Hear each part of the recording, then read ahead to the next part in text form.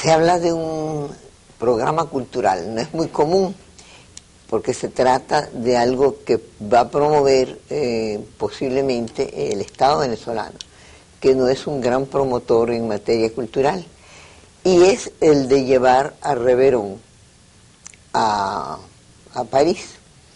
Primero, yo creo que sí es importante, lógicamente, de llevar pintores nuestros a otras latitudes y traerlos de otros países, porque eso es lo que enriquece la vida de cada uno de nosotros.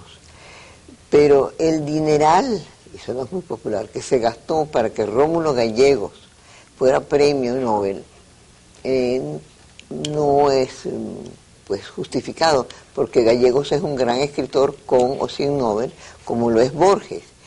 Pero los países, lógicamente, tienen que promover su gente, tienen que ayudar a su gente, tienen que publicar, tienen que exhibir, tienen que mandar danza, todo eso está muy bien. Pero hacerlo así a la fuerza, como punto de honor, de que Reverón, porque sí, tiene que ir afuera. Pues yo supongo que si Reverón es bueno, yo estoy segura que los grandes museos, que es lo que queremos y donde merece estar Reverón, lo van a solicitar. Y lo han solicitado.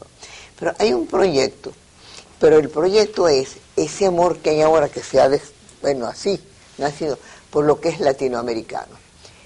Y es contrario a lo que yo pienso Reverón. Reverón es un gran pintor que se puede medir a escala internacional. Cuando nosotros hicimos en el Museo de Arte Contemporáneo la exposición Reverón, lo primero que propusimos a la gente que trabajábamos en ese proyecto es que Reverón pintor, no Reverón el que vivía con Juanita, con los monos en un castillo, la anécdota nos importaba muy poco. Había que medir a Reverón dentro de su tiempo histórico. Pues nada menos que eso es lo que piensan hacer con Reverón. Llevar los ranchos de Juanita y a Juanita y las muñecas, y si es posible conseguir los monitos.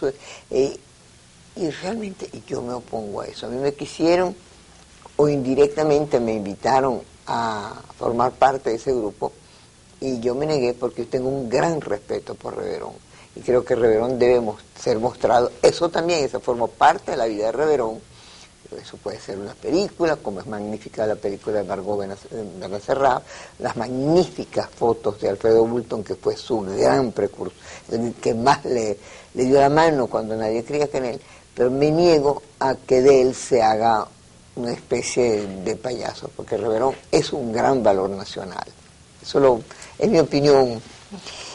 De la invitada de hoy, me costó mucho trabajo decir, no sé si es que no le gusta venir a la televisión o si no le gusta. A mí me encanta la televisión. Pero lo que pasó que la llamaba y estaba Estuvimos en un curso, de dificultades para coordinar. Y le preguntaba yo, porque me es muy difícil, viendo el currículum, la cantidad de cosas no diferentes, porque en el fondo van a una meta que es Venezuela. Por cuáles creo yo, Corina Parisca de Machado quiere ir para hacer una Venezuela mejor. La educación formal, el área de experiencia profesional, la cantidad en la cual de juntas directivas en la cual o preside o forma parte, pero todas relacionadas con la educación, que es la base de un cambio. Educrédito, Fundación para la Educación Superior Eclesiástica, e Institutos Universitarios IMCA, Club de Roma, miembro fundador y vicepresidente del International Women's Forum del capítulo de Venezuela. Y, digamos, yo creo que casi, pues, mamá de Vértice Eureka ya tenía. Así es. Yo creo que tal vez por esto último, Sofía, como me preguntas por cuál quisiéramos ir, yo pienso que por esto último. Sí. Pero yo quisiera también preguntar, porque conozco mucho a Corina a través de lo más importante, no porque somos amigas, sino por lo que hace. Es decir, ella es política, definitivamente, política, interesada en la política. Eso no significa que ejerza o no un cargo, pero es netamente política. Ella cree que a través de esa labor de la cual vamos a hablar, ella está ejerciendo su deseo de actuar en la política venezolana. De alguna manera muy importante, sí, porque es una visión de la acción o de la actuación ciudadana, que también es una forma de hacer política. Es la forma. O la forma más, yo diría, más elevada, más republicana. Es una forma de acción, de participación colectiva, y siempre estoy haciendo búsqueda y llamado a la gente que conozco y a la gente con la cual trabajo para organizarnos y hacer trabajos que tengan un beneficio ciudadano y colectivo. Y a través de estas formas que son Eureka y que es la Fundación Atenea, creo que es donde estamos teniendo, y hablo en primera persona plural, pero es así, porque claro. sí, porque somos grupos de personas, estamos teniendo los, digamos, tal vez mejores impactos, que yo creo que también son producto de las experiencias anteriores. Bueno, tú estuviste mucho en el Ministerio de la Inteligencia, sí, creo yo, con el doctor Machado, y pues con mucha también con varias veces has sido pues, a punto de aceptar o de que te ofrezcan o bien el Ministerio de la Familia o bien el Ministerio de Educación. ¿Y por qué no lo aceptabas ya que trabajas justamente en eso? ¿Crees tú que se hace menos de un ministerio, antes de entrar en otra materia, de un ministerio dentro del Ejecutivo que dentro de una organización de trabajos? Mira, yo creo que dentro de los ministerios se hace muchísimo y creo que han habido personas sumamente competentes a la cabeza de muchos de esos ministerios. Sin embargo, yo creo que es necesaria una reforma a fondo, más comprometida y más estructural del sistema político venezolano, para que verdaderamente las personas capaces que llevan a encabezar digamos, la pirámide de los ministerios puedan lograr todo lo que se proponen. Yo creo que el sistema actual está bastante amarrado y creo que en un ministerio, si no se cambian estructuras más a fondo, y la fórmula para llegar a eso son fórmulas de equipo y de compromiso político, yo diría que más radicales de las que hemos tenido hasta ahora. Pero tú crees que simplemente con cambiar, vamos a decirlo más simplemente los organigramas, para no decirlo de otra manera, son las estructuras son los organigramas. Si tú dices, vamos a hacer esto y esto y esto, es cambiar todo un sistema. No son solamente los organigramas, son también la forma de manejarse y la forma de las alianzas de cooperación y de relación entre los individuos. Si no se cambian las conductas individuales y de pequeños grupos y no se aclaran las formas de participación, muchas veces a lo mejor tiene que venir de abajo hacia arriba. Pues siempre tiene que venir de abajo, porque yo creo que mejor buena fe con la cual vino, inclusive con las palabras con las que empezó el ministro de Educación Cárdenas, y sin embargo no ha habido un fracaso escolar, educativo, digo escolar porque es el último que estamos viendo, educativo más rotundo, más sonado que el que ha pasado ahora. Bueno, porque en el caso de educación... no es Cárdenas, ¿no? No es Cárdenas, claro, entonces por eso es lo que pasa. Bueno, pero yo creo que cada ministro, yo creo que es un poquito injusto decir que todos los ministros van fracasando. Porque dime uno que no haya fracasado. Mira, yo pero creo... tú dices Rafael Vegas. Bueno, no, Rafael Vegas no, vamos a ser más contemporáneos. Por eso. No, pero es que esos hombres sí demostraron que los hombres, junto con equipos correspondientes, hacen un trabajo. Pero es que el tiempo que estamos viviendo hoy día no tiene demasiadas diferencias con el tiempo de Rafael Vegas. Tiene que haber un cambio mucho más trascendente, y hay gente que no lo ha entendido. Sí.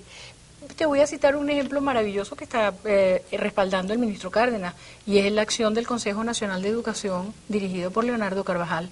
Por el cierto trabajo que lo hemos tenido en el programa, porque yo lo he entrevistado. Sí. Leonardo ha promovido, liderizado, y no lo ha hecho él solo, una consulta a nivel nacional de la mayor participación y amplitud, que yo estoy segura que va a venir dando frutos si no se interponen obstáculos imprevistos. Y ahora, recientemente, la semana pasada, hubo una presentación en la cual por fin logró incorporar a los gremios de la educación, que son de los más fuertes y que han sido sumamente... Quizás los obstructores de un proceso, que han visto con miopía su propio papel dentro de la educación. Exacto. Entonces, es que es curioso, porque ellos son los que deben promover y obstruyen. Es como quisieran dar un paso adelante y otro atrás. Sí, están dentro de un modelo muy viejo, que no se dan cuenta que está bien obsoleto y que hay que superar. Eso en el ámbito de la educación, y yo creo que eso es válido para todos los ámbitos de la política, como tú decías antes, que a mí me gusta y me interesa. Sí, me gusta y me interesa, y creo que... ¿Y si fueras llamada a un cargo político, lo aceptarías? Depende, a mí me llamaron a un cargo político del año pasado en el Consejo Nacional Electoral y no lo acepté. Y hoy día me siento muy feliz de no haberlo aceptado, y creo que mis objeciones fueron bien válidas.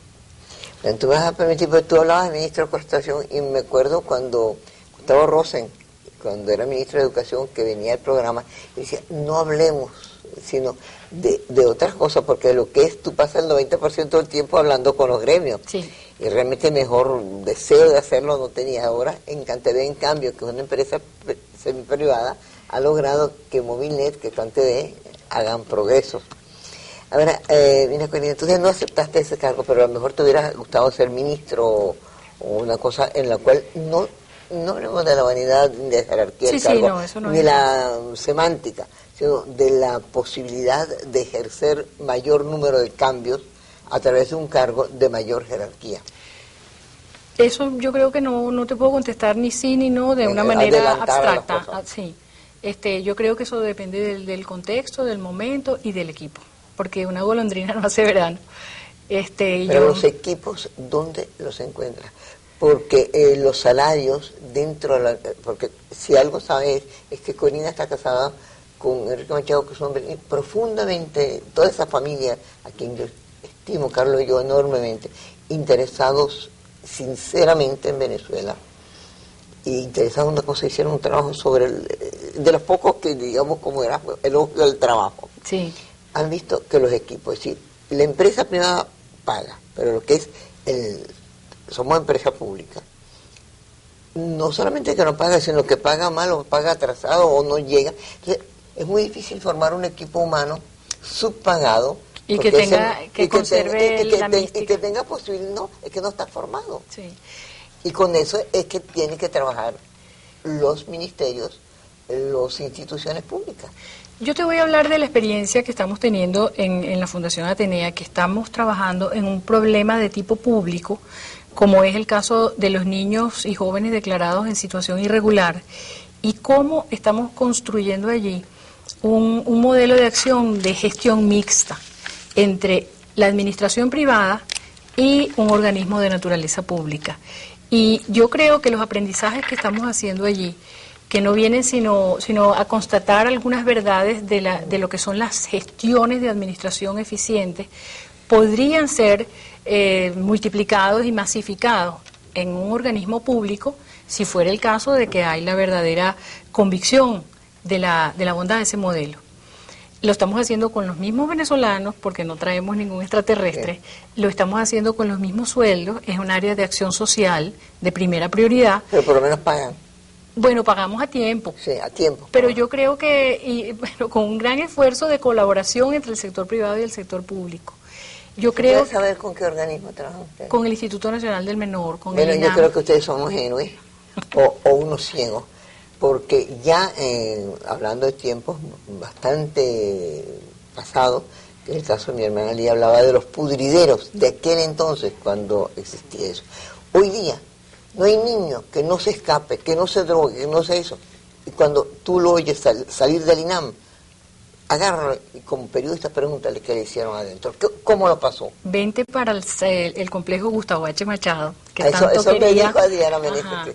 Ven para que veas. Bueno, Gustavo Machado es uno de los que de los fundadores del Consejo Venezolano del Niño y bueno, un eterno enamorado de Lía, como decía él, en el sentido de alumno, maestro-alumna. Que hoy día no existe eso. Sí. Y nosotros hemos hecho unos logros que yo considero bien importantes, tal vez modestos en número, pero creo que pueden ser una especie de benchmarking, como dicen ahora, de que sí se pueden lograr cosas con esas estructuras. ¿De qué edad a qué edad? De 14. ¿Cuántos hay de Gustavo Machado? Ajá, mira, eso tiene la capacidad de 80 varones entre 7 y 14 años. y sin padre ni madre, lo que, es muy lo que variable. ¿Llaman niños de la calle o no? No, yo nunca los llamo niños de la calle para nada, porque a mí me espanta esa denominación. Pero son niños de la calle, son niños en la que calle. No conocen en la calle, porque no conocen otra cosa que la calle. Y son niños también que sí tienen familia, pero que están en situación de riesgo por drogas y alcoholismo o delincuencia generalizada, o que han sido maltratados en ese núcleo familiar. O que siguen maltratados en otros núcleos. Sí, pero cuando están en este centro no son maltratados. Nosotros hemos disminuido fugas, motines y todo, quitando rejas, tratándolos como seres dignos de respeto. Y una vez nada para las niñas, ¿no? Y para las niñas, ahí hay 60, entre 7 y 17 años. En 3 años y medio de trabajo han pasado por allí más o menos 1.700. ¿Ellos duran qué tiempo ahí? Tiempo variable porque depende de las características del caso y por qué llegaron allí. No son muy internados. ¿Cómo llegan ahí, Corina? Mira, llegan por las razones más disímiles y por las vías más disímiles. A veces recogidos por la policía o por ayuda juvenil del INAM, a veces traídos por alguna procuradora o procurador de menores, a veces traídos por vecinos o a veces por cualquier alma caritativa. Si un niño ya realmente se ve acosado por la policía, por la sociedad, por todo, vaya. Claro que después viene un proceso en el cual se notifica al Estado, que es el Instituto Nacional del Menor. Pero cualquiera cree que al Estado le importa que desaparezca un menor. Bueno, debería importarle. Pero no le importa mucho, te lo aseguro. Bueno, hay personas a quienes sí le importa dentro del Estado. El Estado, personas. Sí. No podemos así generalizar. No, yo sí creo que el Estado hay que personificarlo en que no se ha preocupado, porque no es posible que teniendo ojos para los mismos casos, tú pases por la misma calle, pasen mandatarios, pasen ejecutivos, pasen policías, y sea el mismo niño o los mismos niños que tengan el mismo caso. De manera que son ciegos. Yo creo que allí el Estado venezolano y los particulares también estamos en una seria deuda social con los niños. Y no son prioridad, Sofía. Con los adultos también, pero vamos a enfocarnos en los niños. ¿Hasta cuándo se va a seguir diciendo que los niños y los adultos, y los jóvenes, son el futuro? ¿Qué futuro y qué futuro son el presente? Si nosotros a esos niños que están fuera de la escuela, que han desertado de la escuela, no le damos atención hoy, ¿cómo nos vamos a quejar de tener las cárceles y de tener motines en las cárceles si lo estamos preparando para eso? Entonces, creo... Muchas veces ahora los mezclan, a pesar de todo los mezclan. Bueno, nosotros los encontramos todos mezclados, no tanto con adultos, pero mezclados entre sí con características que es imposible de tratar entre sí. Yo pienso que hay una cosa, a mí no me gusta repetir lugares comunes, pero eso de que los niños no votan, hay que repetirlo. Y como no votan, no son prioridad. Creo que viste en estos días en la prensa que un artículo del padre Ugalde, no me que esa es la excepción maravillosa, número uno. ¿Sabes cómo se llamaba el artículo? Maestros que comen niños. Sí, yo lo leíste, ¿no? Basta que lo firme el padre Ugalde. Para que sea una cátedra de excelencia. Ponemos en el cartelón del museo y siempre es obligatoria la lectura. Bueno, y el padre decía que tenía, por una parte, el reclamo de unos centros de multihogares de cuidado diario, sean buenos o sean malos. En principio, como idea es buenísima, a los cuales le habían cortado el presupuesto, que son 13.000 bolívares por niño al mes, y en cambio tenía también en sus manos nóminas de no sé cuántos maestros en no sé cuántos estados del país, maestros que no existen. Entonces él decía, por cada sueldo de un maestro que alguna persona se coge, porque el maestro no existe, no aparece, pero alguien se coge ese dinero, fantasma, hay 10 o 20 niños que dejan de recibir atención y comida diaria y sus correspondientes madres que o no van al trabajo o van con aquella mortificación de que no saben dónde dejaron al niño. Pero como el niño no vota, y que un día vamos a hacer, Sofía, un desfile de niños, una manifestación de niños, ¿me acompaña? Pero por supuesto. Porque eso sí tienen también derecho a protestar. Pero eso pero nadie los escucha. Nadie los escucha. Que lindo, que tristes nuestros niños. Pero es que para que haya una sensibilidad social, y no me gusta la palabra, una conciencia social hacia los niños, tiene que haber una educación previa, porque es que cuando tú llegas y te acercas a un niño, es como si uno jugara a la dama sensible. Nada de eso. Esto no se trata de caridad, única. La caridad está muy bien y todo, pero no es ni remotamente suficiente.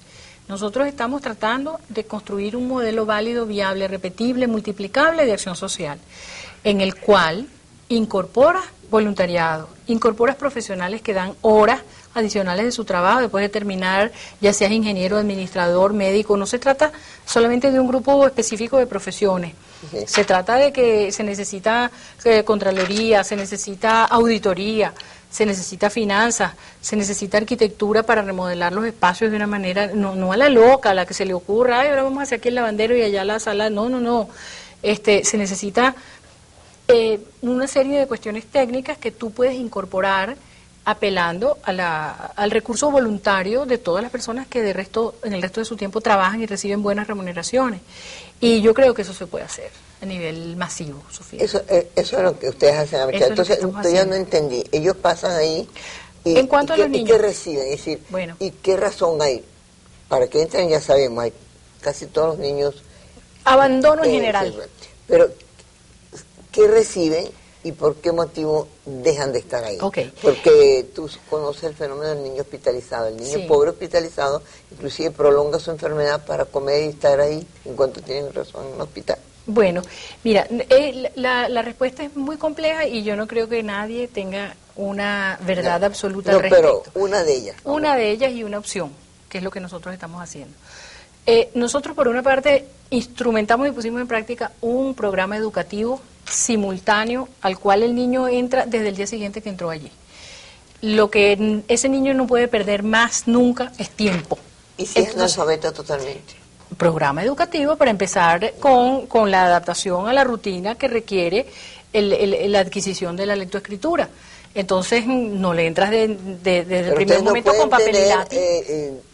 20 profesores diferentes y no pueden dedicarle tiempo a un solo niño. Hay muchísimas estrategias, no se puede hacer un trato uno a uno, pero déjame decirte que a través de los voluntarios tenemos tutorías individualizadas hechas por gente de muchísimas profesiones que lo hacen con el mayor de los amores y es una maravilla. Entonces nosotros pusimos en práctica en los centros este programa educativo diseñado ad hoc para las características de esa población. No se trata de primero a sexto grado ni de nada porque es imposible. Ellos son heterogéneos completamente.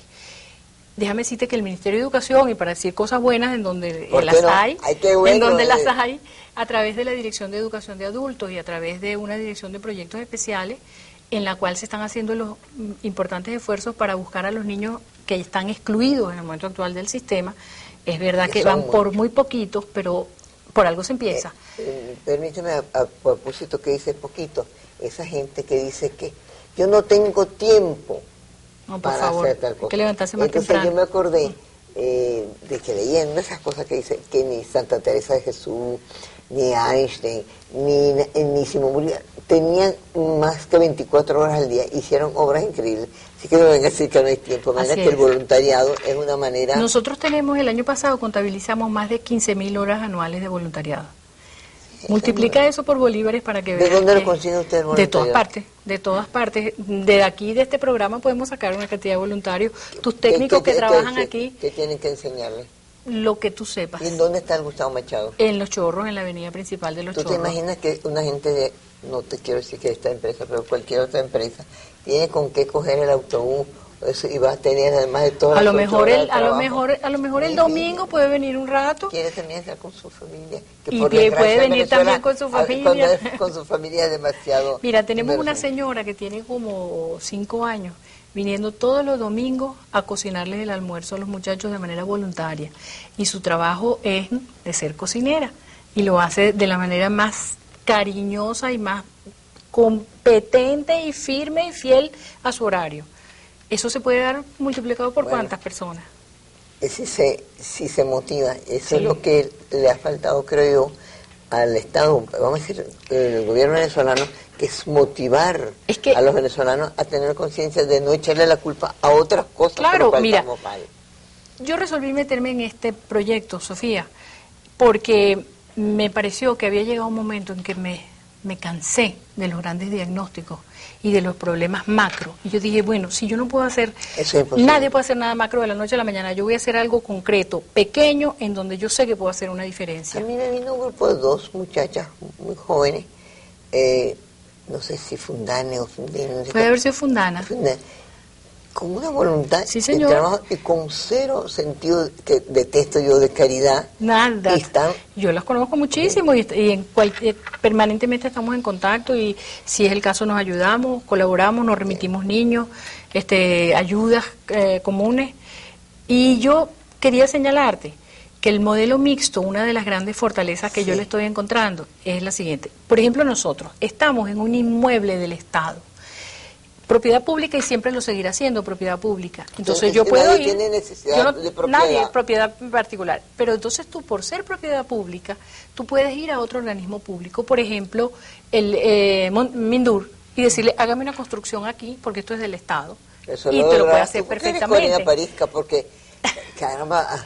Bueno, sí, hay que ser muy persistente y perder muchas horas en los trámites burocráticos. Abreu. Sí. Bueno, estamos haciendo una orquesta con José Antonio Abreu, con estos muchachos. Tenemos problemas por la permanencia y rotación, porque en rigor estos niños Pero no me has dicho una cosa, o culpa mía, perdón, ¿cuánto tiempo pasan?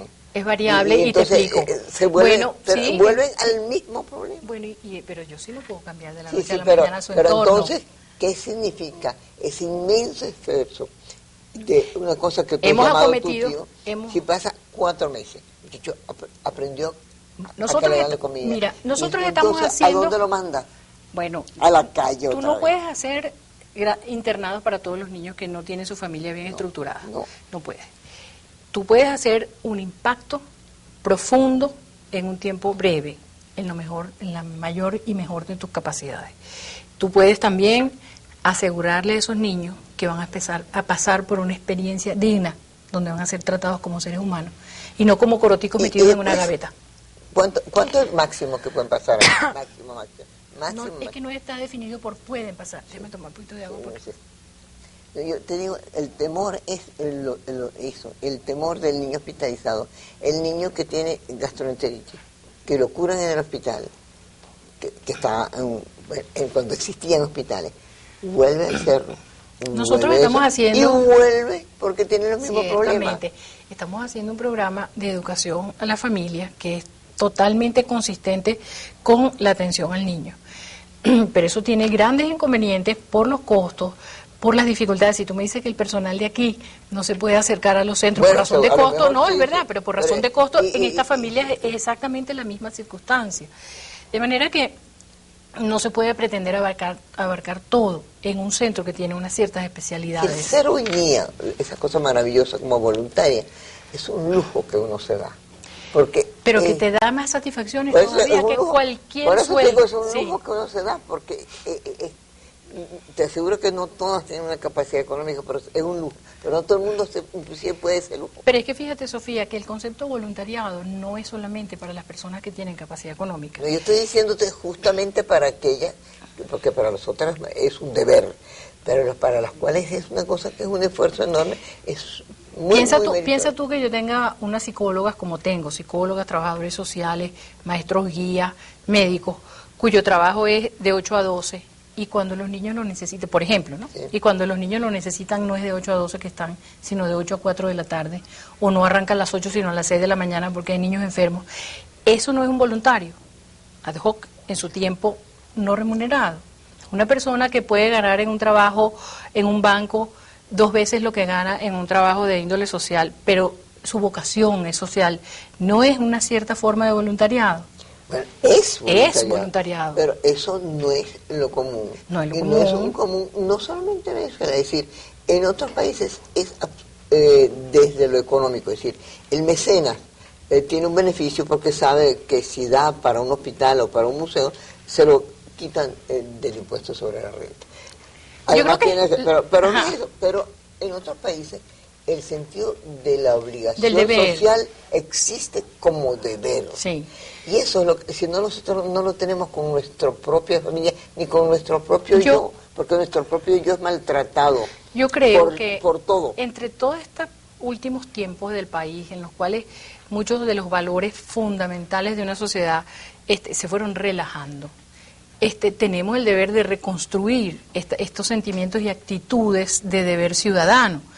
yo encuentro, por ejemplo, entre los muchachos de edad de educación secundaria, entre los que están estudiando bachillerato, cuando vienen a programas como los que tenemos en la Fundación Atenea, y en Eureka también, porque en Eureka, que es mi otro trabajo de otra naturaleza, encontramos también un gran espíritu de solidaridad. Son experiencias de reeducación en eso que tú has llamado deber, virtudes ciudadanas, el deber de darle la mano al otro que está más débil que tú y ayudarlo, y a la final, incluso si lo quieres poner en los términos más, hasta más egoístas, más egocéntricos, tú dirías que te conviene para construir una sociedad mejor, en donde tú mismo estés mucho mejor. Pero tú sientes, es decir, ustedes son una isla de excelencia, yo no solamente porque tú estás aquí, sino tú estás aquí porque esa isla de excelencia existe, y porque realmente yo trato de no mentir, y cuando entré al canal dije que jamás un político hasta que no tenga mentiras nuevas, y siempre he traído gente que hacen cosas. Viene José Antonio Abreu, vienen mujeres magníficas que son las mujeres emergentes como el grupo de ustedes, el grupo de Fundane, gente que hacen cosas, pero es tan difícil, y yo tengo la sensación de que el venezolano, y tú como psicóloga, como estudiosa, se ha vuelto sumamente pasivo ante su miseria, ante su cosa, y hay sumamente pasivo. Un buen profesor de gimnasia dirá que sabe hacer mucho así, no, que no le importan las cosas, ¿no? Sí, eso es verdad, pero eso forma parte de lo que te decía antes, de estos últimos años de relajamiento de valores. Sí. Porque en rigor los jóvenes no sienten así, los jóvenes son siempre enérgicos y innovadores, revolucionarios en el buen sentido. Y lo que pasa es que yo estaba viendo que la revolución, y por Dios que no es porque sea un desnudo, más o menos, porque eso no es lo que nos asusta, pero una protesta en donde se gasta tanto tiempo con un desnudo pintado, además imitando otros países. A mí me pareció bobísima. A mí me pareció bobísima. No de la moralina, desnudo o vestido hubiera sido lo mismo. A mí otra de las cosas que me molestó de esa protesta, fue el motivo. Porque si se hubieran desnudado igual por la mala calidad de la educación que estaban recibiendo, yo lo hubiera aplaudido. Claro. Pero desnudarse porque van a tener que pagar y contribuir en algo al financiamiento de la educación superior, a mí me parece que los que da llegan pena. A la educación superior son unos privilegiados en Venezuela.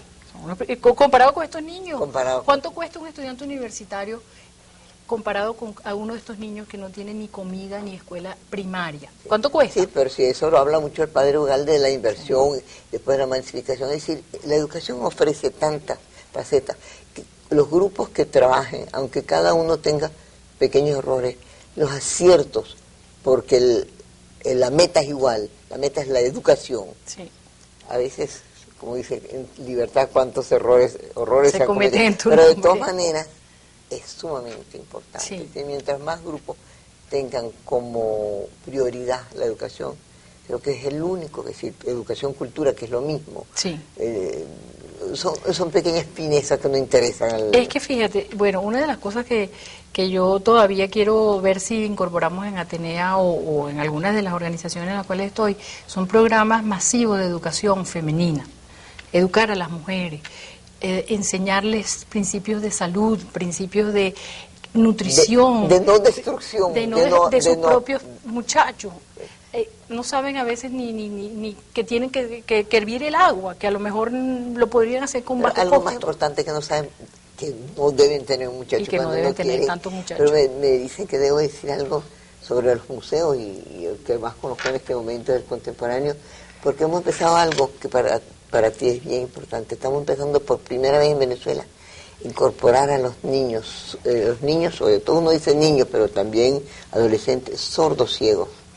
Al museo. Ya tenemos hace muchos años trabajando con ciegos y tratamos que todas las minorías tengan acceso al museo, que el museo no se vea sino como un servicio público más, educativo más. Educativo, claro. A nosotros somos un rancho, de verdad, tú lo sabes. Es muy difícil tener voluntariado, pero sería magnífico. Me hablaron tanto del tuyo que tengo que ir a aprender. Pero hablabas mujeres. Hay un grupo de mujeres que yo llamo las hilarianas, porque son de la edad de Hillary, como tú, como como Thaís, como cuando uno habla como Beatriz Majo, que es una maravilla, como nuestra amiga Imelda Cisneros, que ella me dijo que por qué no fui su invitación, porque en Venezuela llegan las invitaciones 2 días después de la cosa. Y entonces tú dices la verdad y pareces un político porque te creen que es una mentira. Ustedes todas han surgido y han tenido buenas, importantes posiciones. Ustedes no se pueden quejar de que la mujer de ese grupo socioeconómico, educativo, social, han tenido una gran importancia en Venezuela. Pero entonces, inmediatamente después, viene la que tú dices, la mujer que no sabe ni hervir el agua, ni poner una cama, ni evitar un hijo, ni cuidar al que tiene. ¿Qué pasa? No sé qué pasa. ¿Qué quieren ustedes entonces? ¿Qué se proponen ustedes, las que tienen tanto poder? Bueno, yo creo que tenemos que proponernos como grupo, yo todavía no lo he hecho como proyecto específico. Tú perteneces a dos cosas International, sí. International Women's Forum, bueno. Usted también, yo no Tú sabía. también, claro que sí, pero bueno, si te nominamos para un premio internacional. Ay, no me digas, ¿de verdad? Claro que sí, Ay, de lo que pasa es que, bueno, no, bueno, ya te di una primicia. Este grupo no tiene un objetivo colectivo más allá de la promoción del liderazgo femenino, cada una en su área. Sí. No tenemos y las todavía... que yo he nombrado y puedo nombrar más, ahí está Marisa Aguirre ahora, sí, que son mujeres sumamente capaces. Noris Aguirre, Ruth de Criboy, sí. Son mujeres fenomenales. Sí, pero eso es malo nombrar, ¿verdad? Porque fíjate, sí, porque empiezas a Ruth, a quien admiro tanto. Sí, bueno, y la presidenta del grupo es Reina Rincón, que está en un área netamente empresarial, porque hay de todas las áreas. Sí. Y bueno, pero como te decía, este grupo no tiene su propósito, no es para hacer una labor conjunta, es para promover en general y ayudarse, es como una red de ayuda mutua entre mujeres que ejercen liderazgo en áreas en todas las áreas. Así es como es en Estados Unidos, esa es su definición en los capítulos que se van formando. ¿Crees tú que ese liderazgo femenino ha hecho lo más importante que puede tener un ser humano, aunque no lo logre nunca, que es el derecho a una condición de vida y a una, palabra muy difícil, a una felicidad por haber logrado tantas cosas, que de cierta manera no ha habido fallas básicas de las cuales se arrepienten de ese liderazgo? Yo creo que el liderazgo femenino va en ascenso, yo creo que es indetenible. Yo creo que el siglo próximo va a haber mucha más paridad entre el liderazgo femenino y el liderazgo masculino, y creo que eso va a ser para la... No, pero más todavía, sí. Va a haber más todavía. Aquí todavía quedan muchas cosas de machismo, Sofía, no nos caigamos a coba. Creo que en todas partes, pero también en la gran Y en voluntad. Estados Unidos también. Sí. Fíjate que en Estados Unidos no ha habido sino una oportunidad en que haya una mujer candidata a los 2 primeros puestos. Sí. Que eso también es un indicador. Y la composición de la Cámara del Congreso americano es abrumadoramente masculina, y aquí ni se diga. De manera que paridad todavía no la hay. Pero para el siglo que viene sí la va a haber. Y va a haber como mucha más... Pero esa paridad va a traer, yo creo que al fin y al cabo, que es cómo está formado la sociedad, utópica, vamos a decir, por una familia, hombre, mujer, a veces niños, a veces no, según la sociedad quisiera más o menos hacer crecer su población. Pero entonces dicen que ese liderazgo femenino ha destrozado lo más importante que hay dentro de una sociedad. Eso no es verdad. Que haya destrozado la familia, sí. Yo te hago la pregunta, mi opinión, yo no te lo estoy afirmando. Dicen, sí. Yo no estoy de acuerdo con eso. Yo creo que, por una parte, la mujer trabaja, en rigor, en el sentido lato del término trabajar, mucho más que el hombre. Bueno, porque pero la pobre mucho más. Mucho más. Bueno, estoy hablando de la mujer, no estoy hablando de clase socioeconómica, lo cual indica que tiene también una resistencia y una fortaleza y unas capacidades muy amplias. Ponte a pensar en que quien tiene el papel de generar la vida internamente y a costa de su propia vida es la mujer. A costa, quiero decir, en el sentido de su propia salud, su propio físico, es su sangre, es su leche, energía y es su leche la que crea un nuevo ser humano. Esa mujer, por ese mismo hecho, está también dotada de una mayor comprensión de lo que es el nicho de este grupo familiar. Yo no creo que por el hecho de que ella salga por necesidad a trabajar unas horas. Yo creo que depende una vez más de la educación que a ese liderazgo o cómo se ve, cuáles serían las metas de un liderazgo. Pero la meta... Que no se crea en vez del machismo, el feminismo. No, el mujerismo, como lo llamen, no. Es que la mujer es más contemporizadora, es más nutriente. Precisamente, a lo mejor ahí está, en la genética y en la biología, la raíz de esta característica psicológica de la mujer. La mujer es más conciliadora. Yo te aseguro que más líderes políticos femeninos son menos guerreros, menos agresivos y más cooperadores que líderes masculinos. ¿Sabes? Cuando nosotros empezamos nuestro museo, yo le daba en igualdad de circunstancias prioridad a la mujer y me decían que yo era una loca porque iban a salir en el Estado, me iban a tener niños, iba a tener problemas laborales. Y no solamente eso, no tengo nada de eso, por supuesto tengo familia. Otra cosa me decían que no emplee familia. Tengo familias. De manera que depende de cómo se encauce. Claro. Y me han dado excelentes resultados. Y vienen, les dan un permiso de no sé cuánto. Y de repente un hombre se rompe un dedito y viene con el dedito roto y pide el seguro social el descanso. Y la mujer viene hasta el último día de su embarazo a trabajar. Así es. Entonces yo creo que ahí, por eso lo que me gusta es así como colocarlo a futuro.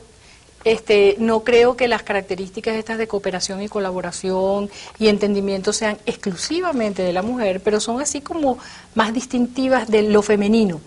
Entonces hay muchos hombres que también tienen esas características y condiciones, pero la guerra, la pelea, la disputa es más masculina, y hay mujeres que también tienen esas características, pero en menor grado. Entonces, volviendo a lo del liderazgo femenino, ojalá que continúe consolidándose y poco a poco y sin romper para nada con la familia. Tú trabajas muchísimo y tienes una familia excelente, maravillosa y preciosa. Yo también. Yo tengo una familia chéverísima donde hay muchísima armonía, muchísima trabajo con mi hija, o sea que también aquello también de que sí. Y creo que no son incompatibles, a veces es extenuantes, pero no incompatibles. Mil gracias, Anconía. Por fin. Como dicen los americanos, pero no la primera, sino la Eso es lo que te iba a decir. Porque los temas nuestros son los temas eternos de Venezuela, de cómo hacer una Venezuela con una calidad de vida mejor. Así es. Por eso cada uno debe luchar, no a su manera, porque no hay muchas maneras, hay una sola manera que es trabajando, sabiendo qué es una calidad de vida. Es salud, es educación, básicamente. Y es en colaboración y compañía. Sí, señor. Muchas gracias.